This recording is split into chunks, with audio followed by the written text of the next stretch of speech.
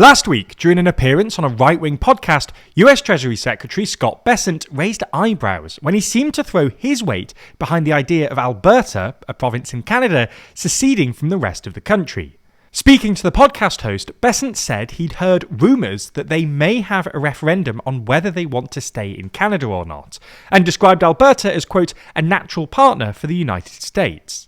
But while Bessent is almost definitely the most high-profile official in the Trump administration to muse about Alberta separatism, it's a pretty popular talking point in MAGA more widely. Trump's former chief strategist, Steve Bannon, for instance, has talked about it quite a few times on his show. And last week, Republican Congressman Andy Ogles claimed that the people of Alberta would, quote, prefer to be part of the US because we are winning. Earlier this week, the Financial Times even reported that the Trump administration had held a number of secret meetings with an Alberta separatist group called the Alberta Prosperity Project, who are apparently seeking a $500 billion credit facility to help bankroll the province if they win an independence referendum. So, in this video, we're going to take a look at the history of Alberta separatism, why the Trump administration is apparently taking an interest, and whether it could actually happen. Hint, the answer is probably no.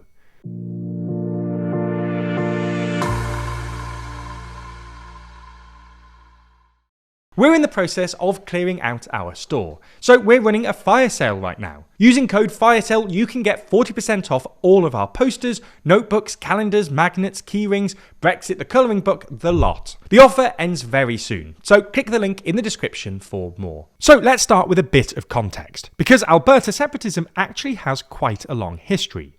Arguably, the first push for separatism came way back in the 1930s during the Great Depression. While Alberta is today quite a rich province, thanks largely to its booming oil industry, back then it was pretty poor, with a mostly agrarian economy. Canada was hit hard by the Great Depression, but things were particularly tough in rural provinces like Alberta, both because it arrived at the same time as an acute drought that crippled agricultural output, but also because global trade collapsed with the Depression, and Canada's western provinces had previously relied heavily on exports. By the early 30s, something like 2/3 of the population in these provinces were unemployed, but the federal government refused to provide meaningful financial aid, with both Conservative Prime Minister R.B. Bennett and his Liberal successor W.L. Mackenzie King arguing that welfare was essentially a provincial responsibility. This didn't go down well in Alberta, and led to the creation of the Alberta Social Credit Party, who, after being elected in 1935, basically tried to alleviate the impact of the Depression by creating a new form of money to go alongside the Canadian dollar. The federal government didn't like this parallel currency, and as tensions grew, some social credit politicians started pushing for secession. Astonishingly, then Prime Minister W.L. Mackenzie King didn't even seem that fussed by the idea, saying at one point, quote, Alberta is part of the US desert area. I doubt if it will be of any real use again. Nonetheless, the leader of the Social Credit Party, William Aberhart, thought secession was a step too far. Tensions between the provincial and federal governments persisted throughout the mid-20th century, largely because Alberta, which is pretty rural, was and is more right-wing than the rest of Canada. You can see this in their voting history. The Social Credit Party, which morphed into the bog-standard right-wing party after the Great Depression, held power from 1935 to 1971, and were then succeeded by the centre-right Progressive Conservatives, who held office continuously from 1971 to 2015, the longest unbroken run in government in Canadian history. Conversely, however, the rest of Canada is pretty left-wing, which means that they often elect more left-wing governments at the federal level, with the Liberal Party holding power for most of Canada's post-war history. Nonetheless, even if more conservative Albertans found this state of affairs irritating, secession only really became a talking point in the 70s.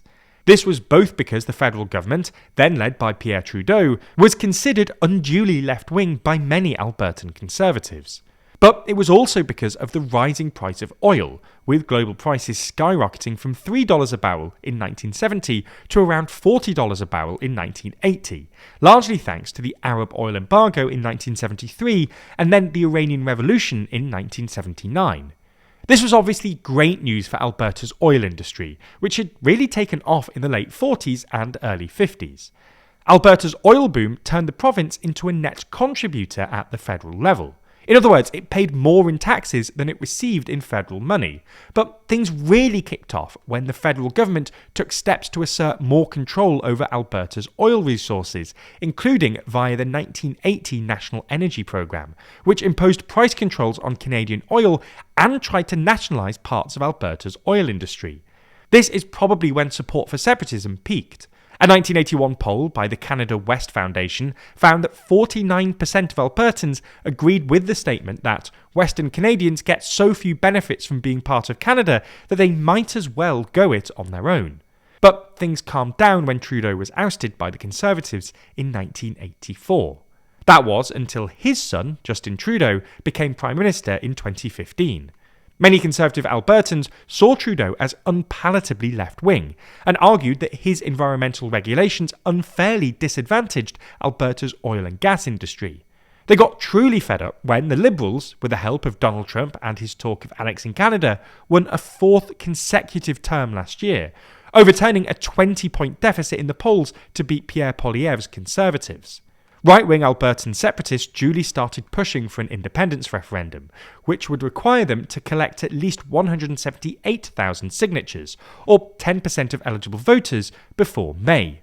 This has apparently drawn the attention of the Trump administration, both because, well, they presumably see Alberta separatism as a potential stepping stone to turning Canada into the 51st state, but also because Alberta is rich in natural resources. Not just oil and gas, but also stuff like rare earths, which the Trump administration is very keen on. So, could it actually happen? Could Alberta secede? Well, to be honest, no, almost definitely not. Even if the separatists get the signatures, which is possible, polling suggests only 20 to 30% of Albertans support secession, and this number will almost definitely fall once the idea of secession becomes associated with Trump or Alberta becoming part of the US.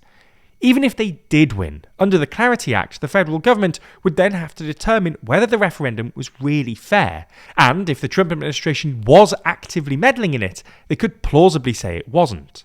Furthermore, anti-secession advocates are now petitioning for another separate referendum, asking Albertans to reaffirm their support for Canada's territorial integrity, which could complicate things further. All in all, the chances of Alberta actually seceding seem pretty close to zero, and it's likely that, much like his previous attempts to interfere in other countries' domestic politics, Trump's meddling will hurt, not help. Now, if you've stuck around this long, chances are you're passionate about learning and bettering yourself through knowledge, just like us. You're obviously a thinker, and Brilliant is the perfect learning platform to unlock your potential. That's because Brilliant pushes you to excel in maths and computer science, with visual, interactive problem solving and personalised practice. Their website and app is designed to be highly effective, offering the perfect mix of interactive problems, motivating challenges, and encouragement to keep you moving forwards. Here, you can build genuine understanding and reach serious learning goals. On Brilliant, you'll click with concepts you used to struggle with. Their ever-expanding libraries cover everything from timeless topics in maths and science to cutting-edge concepts in AI, quantum, and beyond. Wherever you are on your learning journey, Brilliant will start you at the perfect level to grow and achieve goals at your own pace, with each course being crafted by an award-winning team of teachers, researchers, and professionals from MIT, Harvard, Stanford, Caltech, Google, and more. So, if you want to start learning with confidence and become an even better problem solver, you can try Brilliant for free for a full 30 days. Just go to brilliant.org/TLDR, scan the QR code on screen, or you can click the link in the description. Brilliant's also giving our viewers 20% off an annual premium subscription, which gives you unlimited daily access to everything on Brilliant.